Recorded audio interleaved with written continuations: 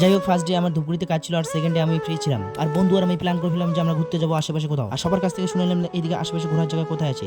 আর আমরা ডিসাইড করে ফেলাম যে আমরা পাহাড় সাইড লঙ্কাপাড়ায় যাবো। ফার্স্ট আমরা কাজের লোকেশন থেকে ধুপগুড়ি চলে আসলাম। আর ধুপগুড়ি এসে আমরা বাসে উঠলাম বীরপাড়ার উদ্দেশ্যে। मेरा दोस्त सीटून और अमी हमारा सी घामी बहुत बढ़िया शायरी बोलता है तू।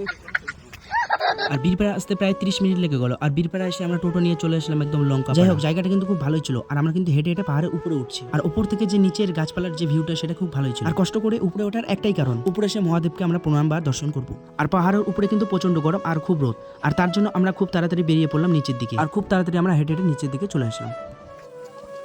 গাইস আমরা এখন আছি গুহার ভিতরে, মানে ফরেস্টের গুহার ভিতরে পাথরের তলে তলে যাচ্ছি আমরা।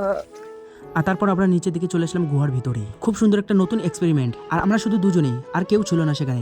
যাই হোক, দুজনকে আমাদের একটু একটু ভয় লাগছিল, তার জন্য আমরা খুব তাড়াতাড়ি সেখান থেকে বেরিয়ে পড়লাম। আর আমার জীবনে আমি একটা কথা বলবো যে আমাকে ঘুরতে খুব ভালোই লাগে। নিচের দিকে চলে আসলাম কারণ সেখানে একটা ছোট পার্ক ছিল। আর 10 টাকার টিকিট কেটে আমরা ভিতর প্রবেশ করলাম। আর পার্কটা খুব সুন্দর ছিল। আর যেখানে খুব সুন্দর করে লেখা ছিল আই লাভ লঙ্কাপাড়া। আর ফটো তোলার জায়গা কিন্তু খুব ভালোই ছিল। সবাই একটু বলে যাবে যে তোমাদের ঘুরতে কেমন লাগে। আর আমার তো প্রতিদিনই ঘুরতে ইচ্ছে করে, কারণ সময় কোনোদিনও ফিরে পাওয়া যাবে না। আর ঘুরতে হয়তো টাকা লাগে, যে টাকা আমরা ইনকাম করতে পারবো। আর সময় একবার চলে গেলে সেটা ধন সম্পত্তি বা টাকা দিয়েও আমরা ফিরিয়ে আনতে পারবো না।